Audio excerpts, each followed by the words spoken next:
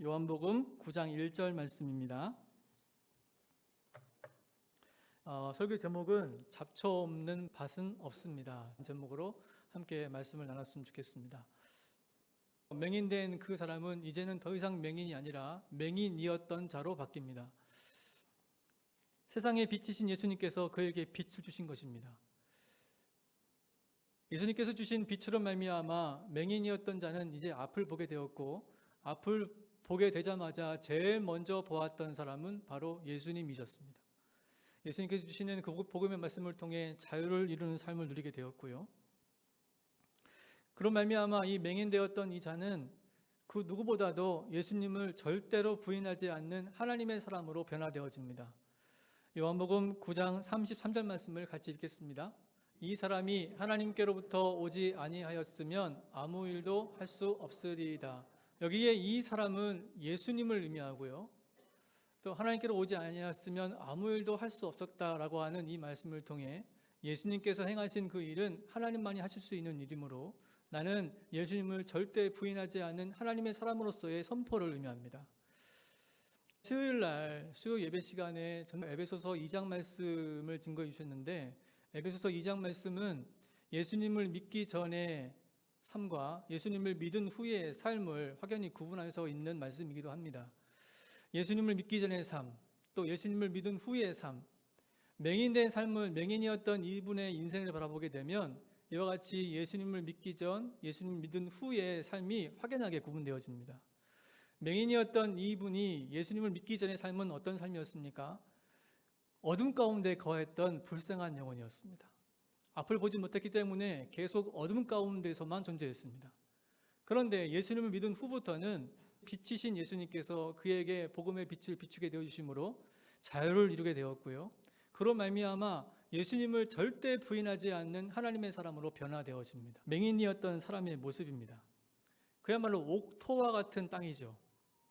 그 어떤 말씀이더라도 심겨지면 30배, 60배, 100배의 결실을 맺는 옥토와 같은 땅으로 바뀐 겁니다.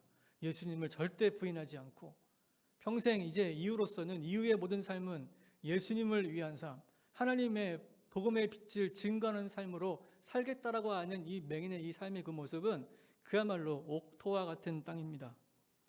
옥토와 같은 땅이기 때문에 어떠한 말씀이 심겨질지라도, 달콤한 말씀이든 반대로 괴롭고 쓴 말씀이든 그 말씀이 30배, 60배, 100배의 결실을 맺게 됩니다. 그런데 말입니다, 옥토와 같은 삶을 살 수 있었던 맹인이었던 이 삶, 맹인이었던 이분의 요한복음 9장의 결말이 어떻게 끝이 나냐면 이렇게 끝이 납니다. 요한복음 9장 35절 말씀을 읽겠습니다. 예수께서 그들이 그 사람을 쫓아냈다 하는 말을 들으셨더니, 그들은 누구냐면 유대인들입니다. 유대인들이 그 사람을 쫓아냈다. 그 사람은 맹인이었던 사람이었습니다. 유대인들이 맹인이었던 사람을 쫓아냈다, 출교했다는 얘기입니다. 옥토와 같은 땅을 이제 소유하게 되었고, 이제 그 어떤 말씀이든 마음에 심겨지게 되면 30배, 60배, 100배의 결실을 맺는 그야말로 하나님의 빛된 삶을 살고자 하는 맹인이었던 이 사람이 맨 먼저 맞닥뜨리는 삶의 순간은 바로 출교라고 하는 어마어마한 징계였습니다. 사실 이 출교한다, 쫓아냈다라는 이 표현은 예수님께서 이후에 예수님을 믿는 사람들에게 피할 수 없는 운명이라고 말씀하시거든요. 요한복음 16장 2절 말씀 보시면 거기에 이런 말씀이 나옵니다. 사람들이 너희를 출교할 뿐 아니라 때가 이르면 무릇 너희를 죽이는 자가 생각하기를 이것이 하나님을 섬기는 일이라 하리라. 출교 역시나 예수님께서 예수님을 믿는 자들에게 앞으로 맞닥뜨릴 삶이라고 그렇게 말씀해 주고 있는 것이죠. 여러분, 출교가 무엇입니까? 출교는 상당히 두려운 겁니다. 유대인들이 가지고 있는 막강한 권력입니다. 유대인들이 행사할 수 있는 막강한 권리이기도 합니다. 출교를 당했다라는 이것은 그저 교회에서, 어떤 공동체에서 나갔다라는 이 표현이 아니고, 출교했다라는 의미는 뭐냐면 이런 의미입니다. 출교에는 총 3단계가 있습니다. 첫 번째는 견책입니다. 견책이라는 출교의 첫 번째 단계는 일주일 동안 파문당하는 겁니다. 두 번째는 근신입니다. 니두이라 일컫는 이 근신은 30일 동안의 파문을 일컫습니다. 근데 헤렘이라 일컫는 출교는 영원한 파문을 의미합니다. 파문은 무엇이냐면 파문을 당할 경우에는 유대인들과의 매매 행위와 유대인들과의 식탁 교제와 이것뿐만 아니라 공민권이라 그러죠. 선거권, 피선거권 할 것 없이 인간이 가지고 있는 최소한의 기본 권리조차도 박탈당하게 되는 것입니다. 그러니까 출교를 당한다 하는 그 의미는 뭐냐면 내가 살아갈 수 있는 기본적인 권리조차도 박탈되는 것을 의미합니다.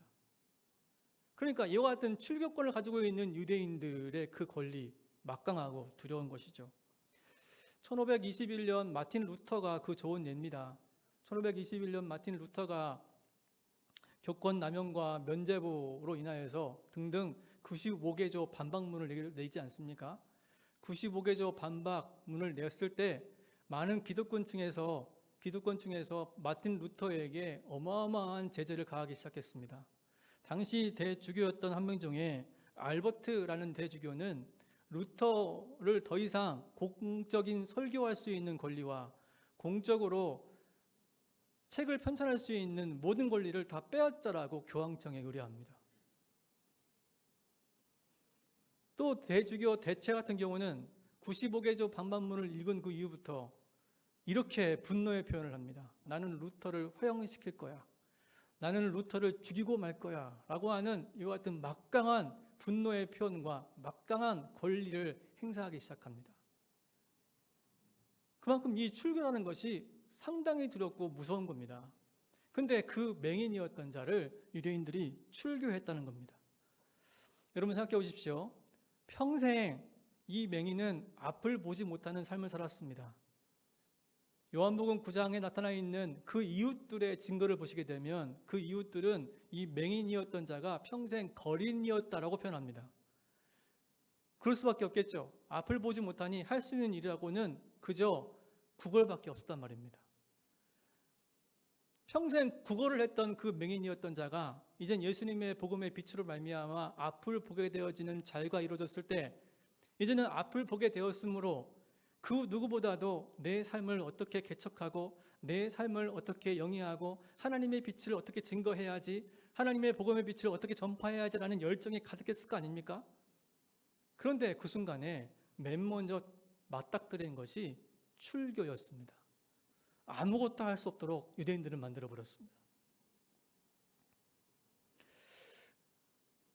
맹인이었던 자는 예수님의 복음의 빛으로 말미암아 하나님만이 하실 수 있는 맹인의 삶으로부터 벗어나 이제는 빛된 삶을 살았던 옥토 그 자체였습니다.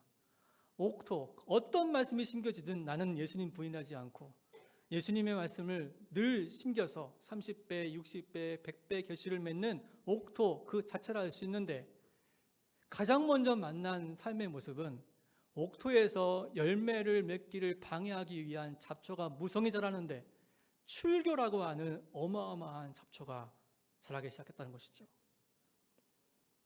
여러분 사실 이와 같이 옥토와 같은 삶을 살았을지라도 옥토와 같은 삶을 살면서 잡초가 무성한 그런 옥토 가운데에서 삶을 영위해가는 것이 어쩌면 그리스도인들의 피할 수 없는 운명이고 그걸 가리켜서 예수님은 좁은 길, 십자가의 길로라고 표현했을지도 모르겠습니다.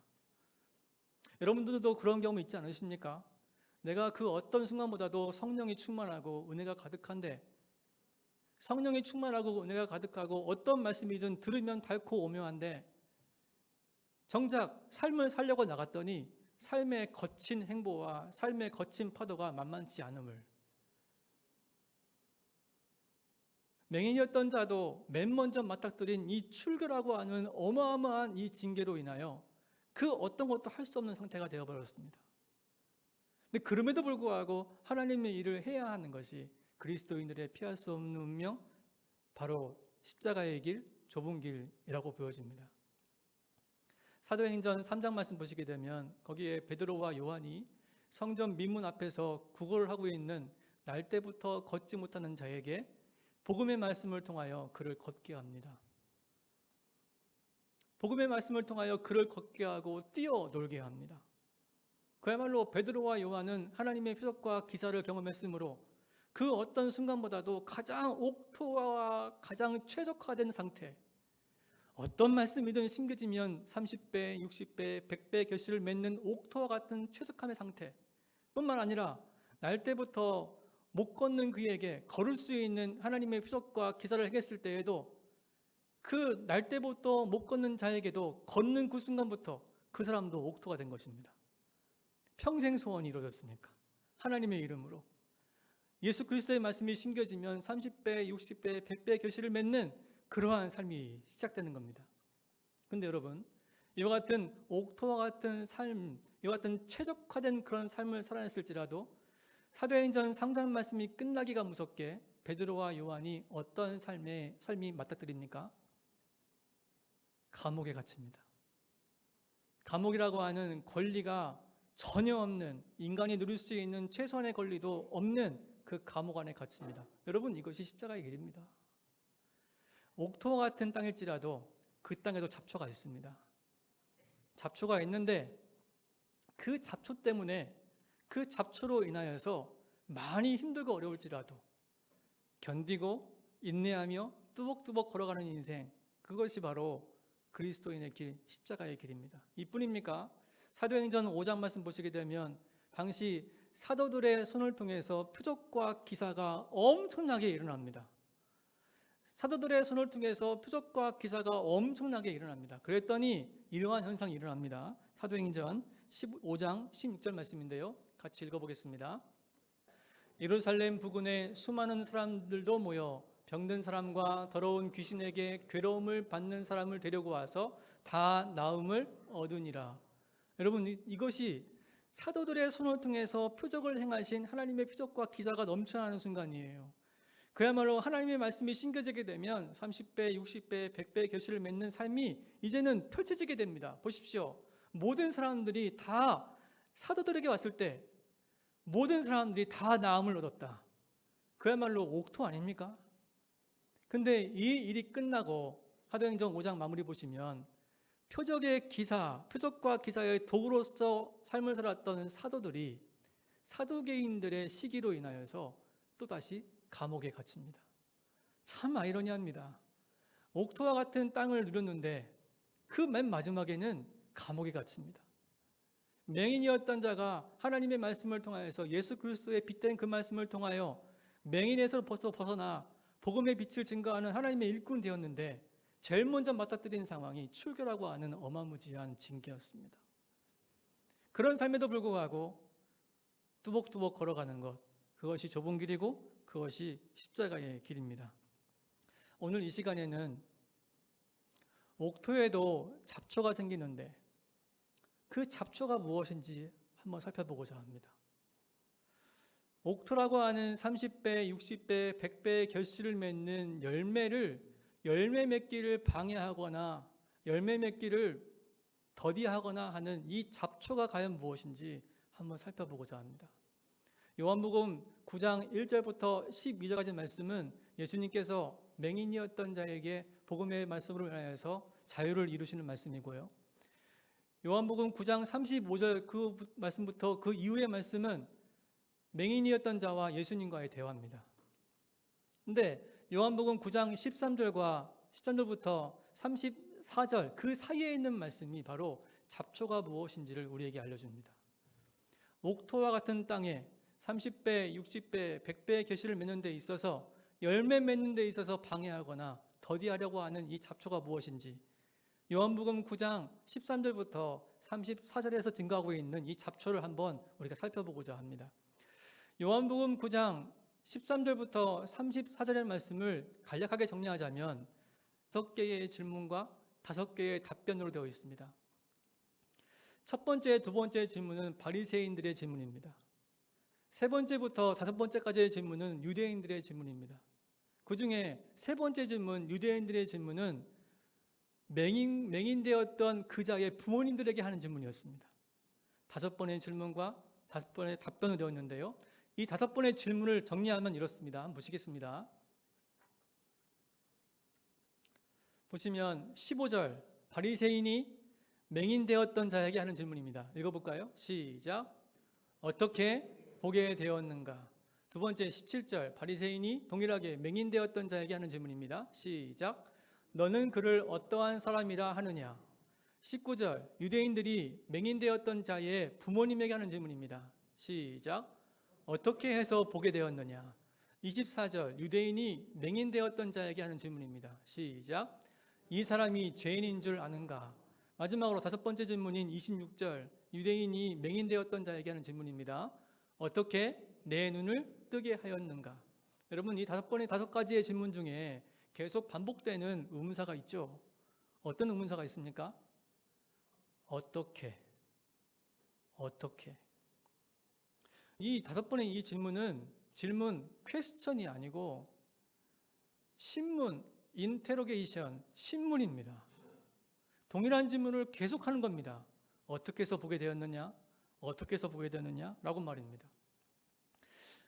요한복음 5장 38년 된 병자를 치유한 그 사건 이후부터 유대인들과 바리새인들은 예수님을 죽이기로 작정했지 않습니까? 예수님을 죽이기로 작정했습니다. 그리고 15절 말씀 이전에 바리새인이 말입니다. 바리새인은 이미 맹인되었던 자의 입을 통해서 내가 어떻게 눈을 뜨게 되었고 그 경로를 자세하게 들었습니다. 이미 다 알고 있는 내용이에요. 어떻게 눈을 떴는지, 누가 너의 눈을 뜨게 했는지 다 알고 있는 내용을 똑같은 질문 5가지를 하는 겁니다. 이것은 질문이 아니고 신문입니다. 이 신문의 의도는 뭐냐면 예수님을 부인하게 하기 위해서. 예수님을 부인하게 하기 위해서. 너의 눈을 뜨게 한 사람은 하나님이 아니라 죄인이다. 안식일 날 너의 눈을 뜨게 했기 때문에 그 사람은 죄인이다. 라고 하며 그 사람이 하나님이 아니고 죄인임을 알게 하며 예수님을 부인하게 하기 위해서 이와 같이 5가지 질문을 동일하게 하는 것입니다. 예수님을 부인하는 겁니다. 여러분, 어떤 땅이든 어떤 밭이든 3, 4일 동안 그 땅을 방치하면 그 땅은 잡초 더미가 되어집니다. 3, 4일을 방치하면 그 땅은 잡초 무성이가 되어집니다.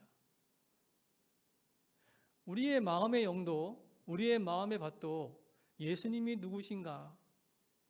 예수님을 향한 무감각, 무관심, 부인, 이것이 우리의 옥토와 같은 이 마음밭을 잡초더미로 만듭니다. 우리가 가장 경계하고 주의해야 할 것은 예수님을 부인하고 예수님에 대해서 무관심하고 예수님에 대해서 무감각하려는 이 마음을 우리는 경계하고 주의해야 됩니다. 이것이 바로 첫 번째로 우리에게 보여주신 잡초입니다.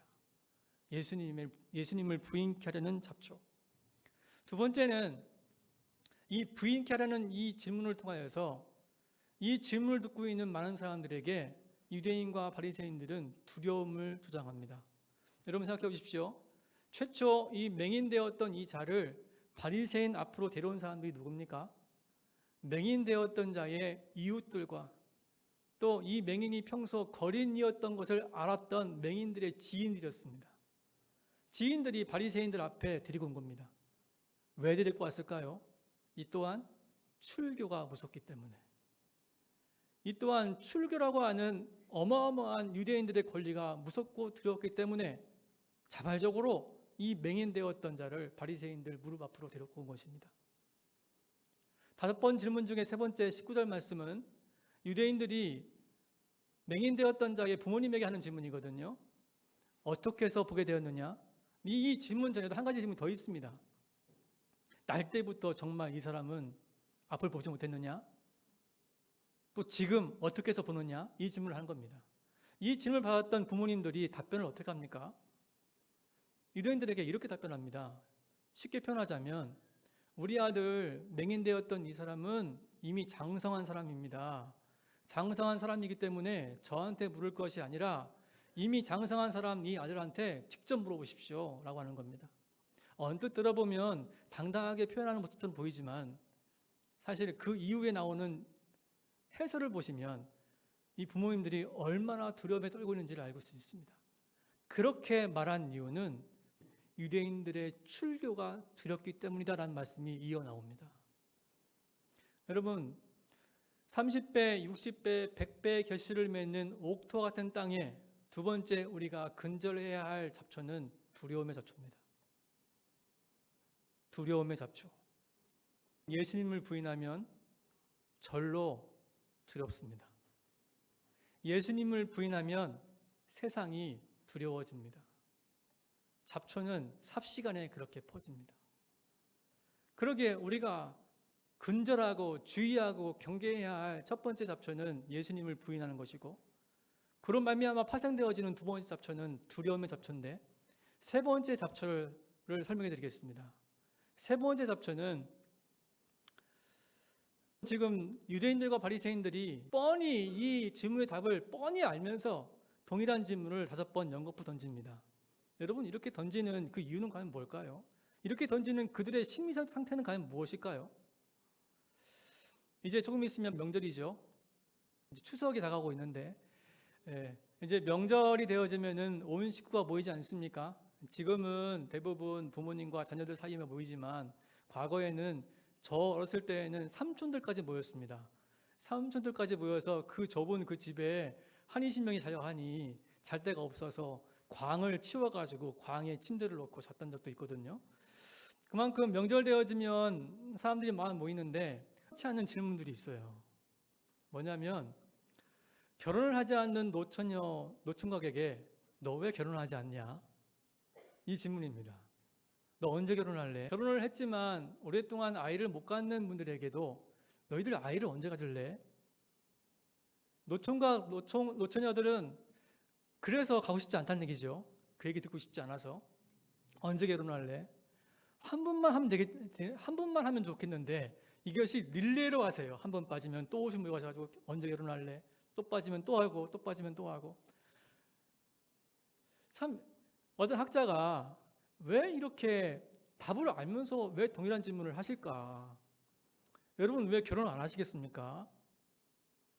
노총각들이 왜 결혼 안 합니까? 짝이 없거나 비혼주의이기 때문에. 왜 아이를 못 갖습니까? 여러 가지 이유가 있겠죠. 다 답을 알아요. 답을 아심에도 불구하고 계속 명절 때마다, 만날 때마다 결혼 언제 하니? 아이는 언제 가질래? 라고 묻는 그 심리적인 상태는 과연 어떤 심리이기 때문에 그런 말을 할까? 어떤 분은 신경과학적으로, 또 어떤 분은 진화론적으로 말씀하신 분이 계시는데, 최근에 제가 봤던 어떤 학자가 사회구조학적으로 해석을 했어요. 저는 그게 맞다고 보여집니다. 사회구조학적으로 왜 그런 질문을 할까? 그분이 하는 말인데요. 사회 집단의 구조적 본능 가운데 위계 본능의 표현이 있답니다. 위계 본능의 표현. 인간이 가지고 있는 사회적 본능 중 동일한 질문을 계속 던지는 이유는 사회 집단의 구조적 본능 가운데 나는 여전히 너의 위다 라는 위계 본능의 표현이라는 것입니다. 나이 든 세대는 명절의 자리에서 자신의 경험과 판단을 통해 권위를 재확인하려는 본능이 있다는 것입니다. 정말 그러신 것 같아요. 사실 신뢰의 질문이거든요. 결혼하지 않는 분에게 왜 결혼하지 않냐? 아이를 못 갖는 부부에게 왜 아이를 못 갖냐? 라고 당당히 질문할 수 있는 것은 사실 이 신뢰의 질문인데, 이와 같은 질문을 당당히 할 수 있는 것, 위계 본능 때문이다. 이와 같은 질문을 통해서 내가 너의 위다라는 것을 다시 한번 재확인하기 위해서 그렇게 질문한다는 것입니다. 사회구조학적으로. 여러분, 여기 5번의 질문이 나왔는데요. 5번의 질문 가운데 등장인물이 바리새인과 유대인과 또 맹인이었던 자와 또 부모님들과 또 이웃된 자들이 있습니다.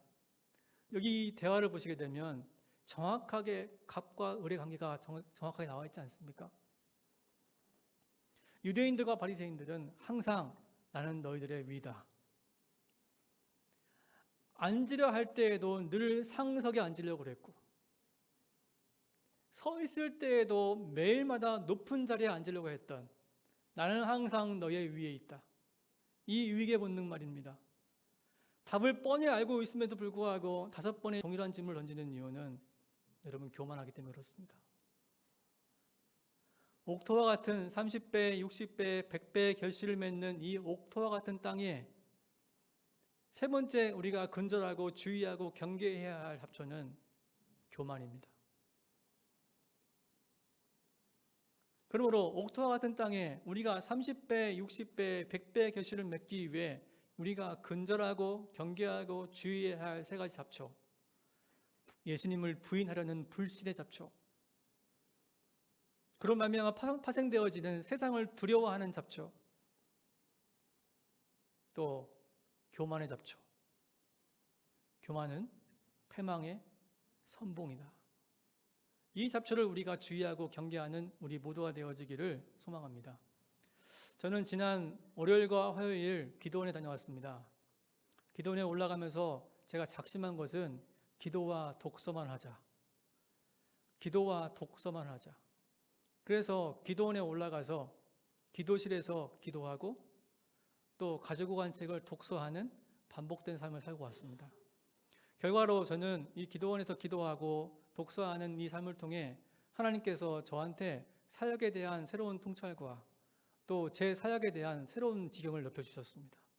정말 감사드리는 시간이었습니다. 그런데 제가 가지고 올라갔던 책 한 권은 이겁니다. 2010년도에 기독교 미래학자인 하워드 스나워더라는 분이 쓰신 책이거든요. 책 제목은 교회사에 나타난 성령의 역사라는 책이었습니다. 교회사에 나타난 성령의 역사라는 책을 읽다가 그 책 속에 있는 17세기 경건주의 신학자 필리프 슈페너라는 분의 글에 매료가 됐습니다. 필리프 슈페너라는 이 분이 쓰신 그 글에 매료가 되었는데 매료된 글귀 가운데 한 가지가 오늘 설교 제목입니다. 잡초 없는 밭은 없다. 잡초가 없는 밭은 없다. 내 영혼의 잡초가, 내 옥토와 같은 이 영혼의 밭에 잡초가 무성하다 하여서 여러분 스스로 자책하지 마십시오. 옥토와 같은 땅이 있어요. 여기에는 길짝밭, 가시덤불 땅이 있습니다. 여러분, 이 두 땅의 큰 차이점이 뭡니까? 질문을 드려볼게요. 옥토와 같은 땅이 있고요. 길짝밭, 가시덤불 밭이 있어요. 이 두 가지의 땅의 큰 차이점이 뭘까요? 이런 분도 계실 겁니다. 하나는 열매가 있고 하나는 열매가 없고. 근본적인 차이점은 옥토와 같은 땅은 주인이 관리합니다. 길짝 가시덤불밭 주인이 관리하지 않습니다. 내버려 둡니다.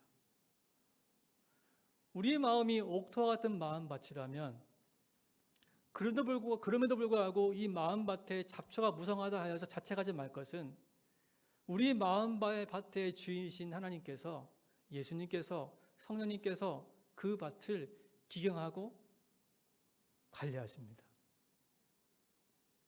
그러기에 우리는 담대해질 수 있는 겁니다. 우리가 해야 할 일은 뭐냐면 내 마음의 밭에 그 잡초를 뽑는 것도 내가 뽑는 것이 아닙니다. 하나님이 뽑는 겁니다. 내가 뽑을 수 있는 능력 아무것도 없습니다. 여러분들이 여러분 마음 가운데 있는 하나님을 향한 불신과 세상을 향한 두려움과 교만이라는 이 잡초를 여러분 스스로 뽑을 수 있어요? 못 뽑아요. 뽑는다라고 하면 그분 교만하신 분이십니다. 우리가 못 뽑기 때문에 간절히 간구하는 거죠. 하나님, 제 옥토와 같은 이 밭에 교만의 잡초가 있고 세상을 향한 두려움의 잡초가 있고 예수님을 부인하려는 불신의 잡초가 있는데 하나님 뽑아주십시오. 저는 할 수 없사오니 하나님 뽑아주십시오라고 그렇게 이야기를 하는 겁니다. 필리프 슈페너라는 이 분이 쓰신 그 글 중에 첫 번째 시작을 잡초 없는 밭은 없다 라고 시작하면서 맨 마지막 글귀가 어떻게 끝나냐면, 여러분, 옥토와 같은 밭은 30배, 60배, 100배의 열매의 결실을 맺습니다. 여러분 믿으십니까? 믿으십니까? 믿으십니까? 옥토와 같은 밭은 30배, 60배, 100배의 결실을 맺어요. 30배, 60배, 100배의 결실을 맺는 나는 열매 한번 상상해 보십시오. 가령 여러분들의 밭에 딸기밭 생각해 보십시오. 딸기밭. 딸기밭에 한 딸기 그루에 나오는 열매의 개수는 한정되어 있지 않습니까? 근데 그것이 옥토라면 그 한정되어져 있는 개수보다 30배, 60배, 100배라는 열매가 더 많이 열린다는 얘기예요. 그러면 그 밭에 가면은 30배, 60배, 100배 개수를 맺는 그 밭에 가면 무엇만 보일까요? 뭐만 보일까요? 열매만 보이죠. 필리프 슈페너라는 그분이 쓰신 아티클 중에 잡초가 없는 밭은 없다라는 그 아티클의 맨 마지막 결론은 이렇습니다. 잡초는 열매로 가린다. 잡초는 열매로 가린다. 여러분, 요한복음 9장에 나타나 있는 이 맹인되었던 이 삶, 맹인이었던 이 삶, 첫 번째 마지막을 장식하고 있는 예수님의 치유하심과 맨 마지막 요한복음 9장 35절 이후부터 나오는 예수님이 부르시는, 그래서 새로운 삶을 영해가는, 하나님의 빛을 증거하는 하나님의 사람으로서 영해가는 이 맹인된 이 사람의 삶, 비록 가운데 잡초가 무성할지라도 그 잡초가 열매로 가려지는 것입니다. 30배, 60배, 100배의 결실을 맺는다는 그 이유는 옥토에도 잡초가 있기 때문에 그 잡초를 열매로 가리라는 얘기입니다. 열매로 가리는 우리 모두가 되어지기를 소망합니다.